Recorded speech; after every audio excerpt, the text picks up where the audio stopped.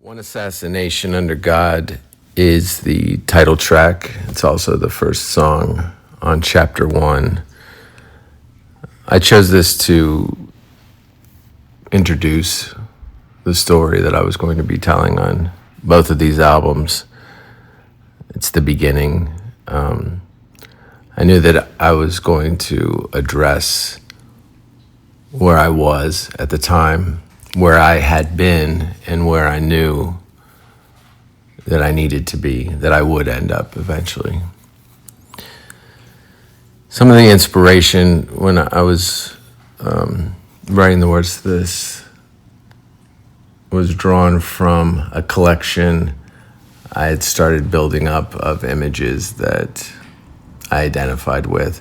There were a lot of Caravaggio paintings and others of that era depicting various types of beheadings, executions of all sorts,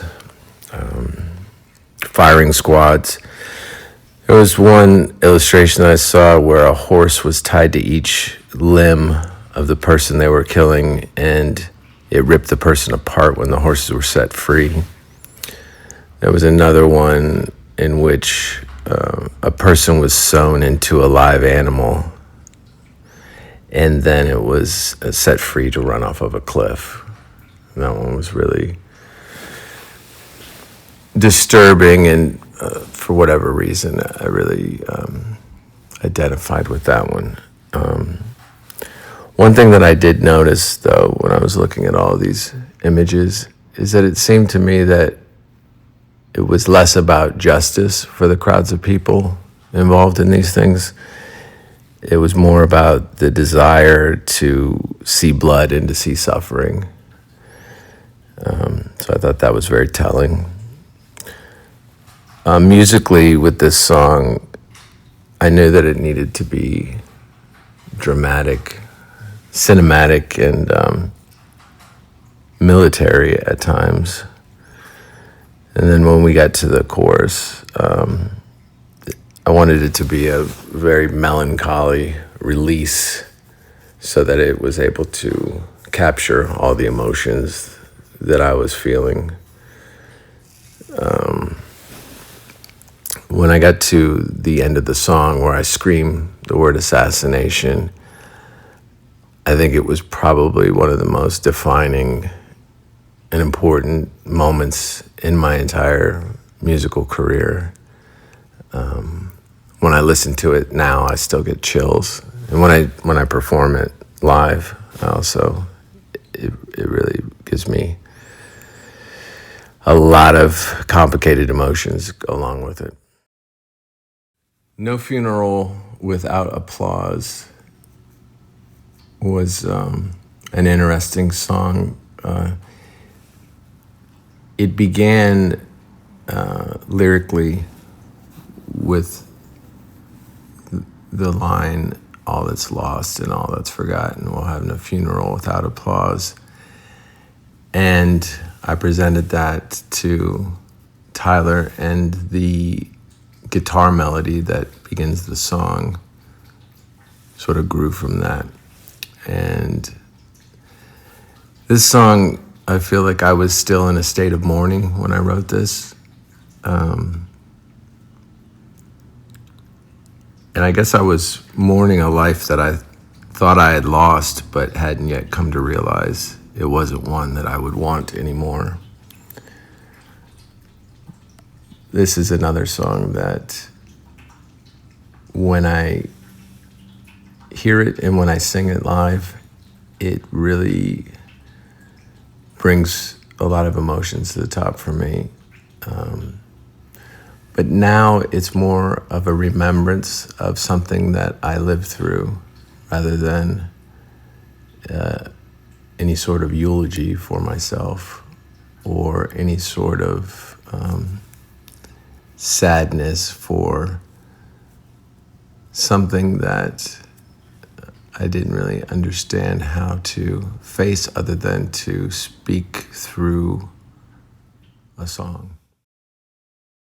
"Not if you understand" is a phrase that's usually associated with someone who is unable to speak and they have to answer a question, usually under threat of violence. I really identified with the guitar riff and the drums for this. It reminded me of a lot of things that I listened to when I was a lot younger. And lyrically, this was probably the truest, deepest part of me behind the patience and restraint that I was trying to show in my personal life. This is how I felt when I woke up most days. So it spoke for me, this song. And it let me come to terms with my art as how I will always defend and define myself. As sick as the secrets within, to me, this song is the heart of chapter 1. It's alchemical, it's biblical, it's deeply personal. For me, it was flexing muscles I didn't know that I had or I would need to break the exoskeleton, to shed the past, to unhaunt myself. For me, this song isn't simply about sobriety. It's about outsmarting your demons in whatever form they have chosen to harm you. Musically, all of the parts really inspired me to bring it all together, vocally and lyrically. Something that I do often on this album, or on both albums actually, I do it in the bridge of Not If You Understand, and I do it here also in the bridge when I sing the part or I speak the part. I was never your taxidermy. There's the narrative that's coming from first person, and then there's always this other voice that comes in, and I'm not really sure where that voice comes from, but it became a style of writing on this album, unconsciously or sometimes intentionally, but when I listen back to it, it's an unusual experience that I can almost hear it from an outside point of view. The painting that I chose to go along with this is obviously the album cover, but it's also in the music video, which was my first time doing that in quite some time, and it was my first time approaching it in the way that I did. And I actually finished the painting on camera when we were filming the music video. It was done. The painting was almost complete, but I wanted to complete it on camera to make a point about the song and about the art itself and how it related to the lyrics. Sacrilegious. These lyrics existed in some part before I began working on the album itself. I have my definition and understanding of God, but in the case of this song, sacrilege to me is more of a reference to or pertaining to the puritanical societal fascism that we deal with, us being forced to believe in what's virtuous this week or what is organized into a religious sales pitch, either given by religion or by people who have taken upon themselves to feel that they are righteous and should be delivering their social justice or their idea of what right and wrong should be, and it's a very black and white thing for them. And I think this song goes against that black and white thinking. This song embraced a bit of the roots of what my music has sounded like historically. There is an intentional nod at the end of the song to Mr. Superstar, because it was me realizing the important things that brought me to where I am today. And I wanted to have a small tribute to that in some way with this song. And with that line, and with the whole concept of resurrection. Death is not a costume. The painting that I chose to accompany this song, I think, really represents it musically and lyrically. I think they really belong together. This song, I remember writing the week of Halloween that year, and I had a dream about people trick-or-treating, and I started thinking about how surreal it is to be a costume, the anonymity of masks, and the whole paradox of people wearing masks of my face. So I woke up and I wrote these words, and we created music to reflect the really complicated emotions that were going into this one. To me, sonically and melodically, it's one of my favorite songs of One Assassination Under God.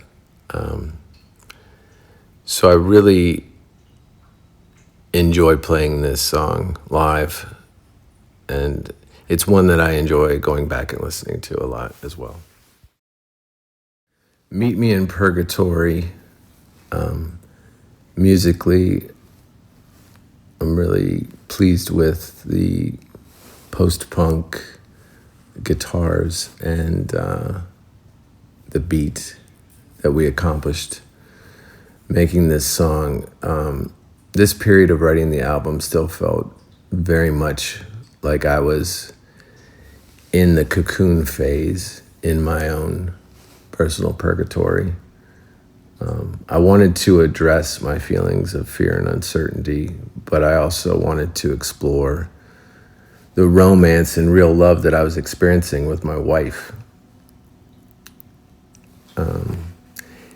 It made me realize I could shape my world how I wanted, and with the strength of this love, I didn't need other nourishment from the outside world.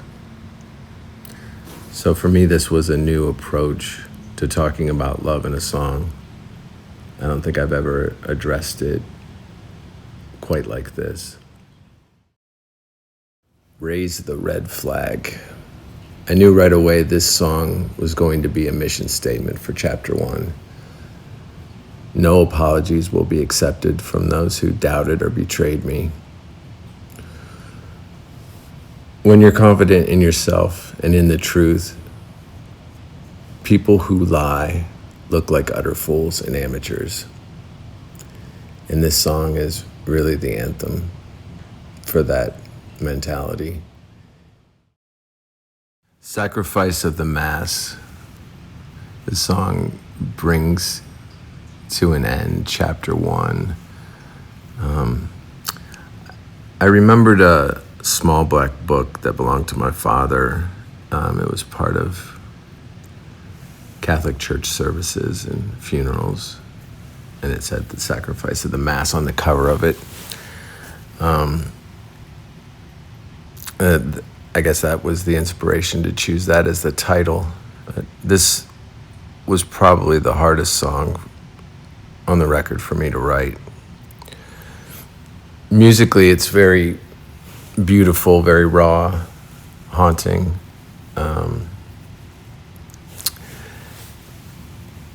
In the middle of the song, the bridge, I guess, again, it takes on another identity, sort of steps in to speak for me. And I really love the beautiful keyboards that accompany that section.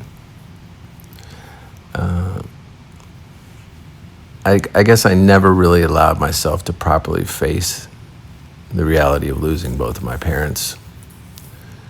So for me, this song is intended for them. It's an amends to my past self. It's how I imagine attending your own funeral would feel like. In a sense, it's almost like a eulogy, but more of an observation and an awakening. So this painting that accompanied it was done before I had even begun the album, but it's another one that I finished while making the music video for As Sick as the Secrets Within.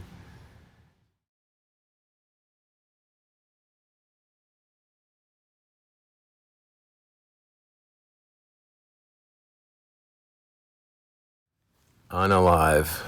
This song musically sets the tone for where chapter 2 is going to take you. Lyrically, it makes it clear that chapter 1 was about rebirth and chapter 2 is about vengeance.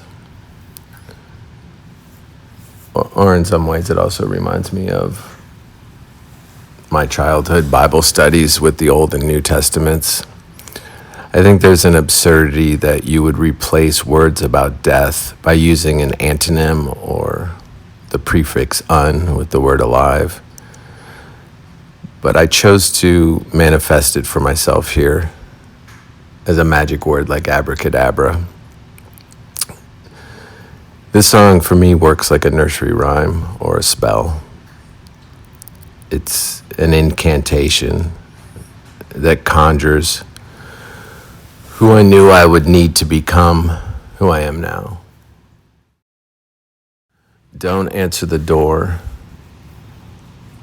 Musically, this starts to introduce what chapter 2 is going to really feel like. Lyrically, it's about being strong enough to maintain your four walls, your floor, and your ceiling. This is sitting in your new skin, knowing what can and can't harm you. This is about the power of your frequency, your own light, and being comfortable in darkness when others are afraid. It's also about never repeating the mistake of letting lesser thans and lower companions into your house to destroy it. This song is really about realizing your power. Front Toward Enemy. This song musically really just takes your head off, and it reminded me of a lot of the stories that my father would tell me about war when I was growing up, and the claymore mines that were used in battle that had this phrase embossed on the front of them. I guess that the get up and fight, here I hear my father's voice, reminded me of my responsibility to myself and to those who are counting on me. Is the voice that's shaking me and telling me to not accept what I'm being given, to demand more.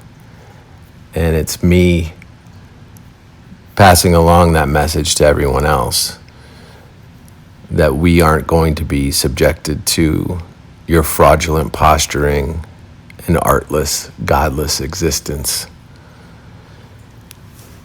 And simply that you can't fuck with us anymore. The painting that I chose to accompany this is another one of my favorites. It's hard to pick favorites when it comes to all the different ones that I've created for this body of work, but there's something about the combination of ink and acrylic with the watercolors that I used on this one that just bring out something very odd and childlike for me that I think really brings out another dimension of this song. All the Vilest Things. This song was written before we went on tour for Chapter 1. Well, actually, all the songs were written at the same time, and that was before we went on tour. So it was a matter of when the story would truly manifest as I intended, and then the songs would be ready to share with the world. But I teased the lyrics to this one on stage several times because I felt like it was manifesting while that first tour was happening. To me, this is about balancing your resentments and coming to terms with the proper dosage of punishment to be dispensed in matters of war. I wanted to have acoustic guitar accompany these desolate, apocalyptic synths, and we created these terrifying sounds that reminded me of metal dinosaurs approaching like tanks in the distance. There's a very important line that the song ends with that returns on the album's final song, Enantiomorph. To me, this song provides a real balance to the idea of vengeance. None of the Suns. This song for me is really showing my love for post-punk and goth music. In some ways, though, it's a distant relative to If I Was Your Vampire, but an entirely different perspective, though. I remember when I was obsessed with the life of Lewis Carroll, it was fascinating to me how he refused to sleep and that nighttime was his creative playground. And this was the case for me for many years in different periods of my life. But outrunning daylight seemed to be a way to cheat death. And that theme, really resonates with me.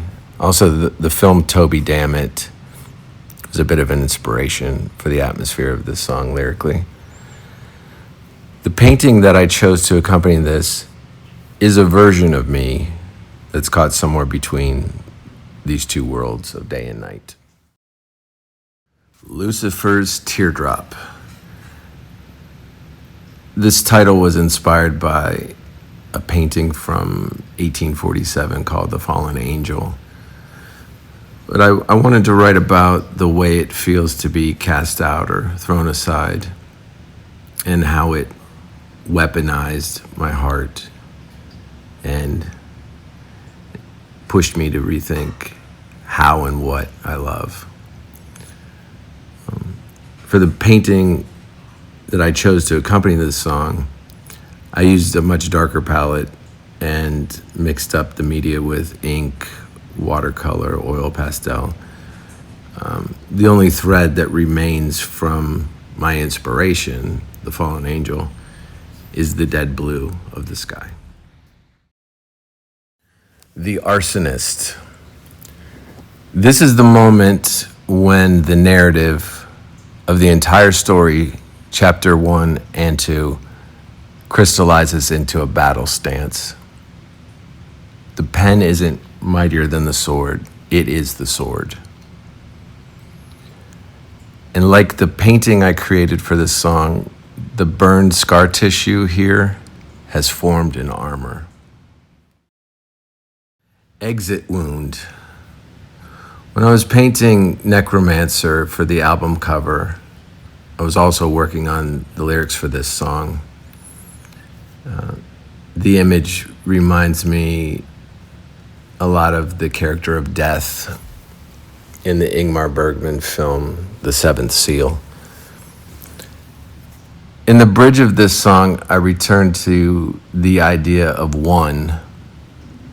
It, of course, appears in the album title, and it occurs intentionally throughout both chapters of this body of work. It's something that listeners can look into deeper and draw their own conclusions and find similarities in their own lives. I love the guitar work and grinding rhythm of this song. It's a comfortable glove for me to wear musically. Enantiomorph. This song took a while to really come together. There were so many musical elements I needed to happen correctly in my mind to capture this end title, credits to my story. This word enantiomorph had a lot of different meanings to me. In this case, the title actually came before the rest of the lyrics. And I think the mystery of the painting that I chose to accompany this reflects the ghostly quality of the words as well. There's a lot of elements to this song that are very important to me. The intro recording itself sounds as if something you would find posthumously, but in this case, it's happening in real time. And I really love the impact that the organ has when it comes in at the end. This is the first real love song of its kind that I've ever written. To me, it's such an important emotion in this story that provides a pure and righteous reason to fight for yourself and also to know what you are willing to die for.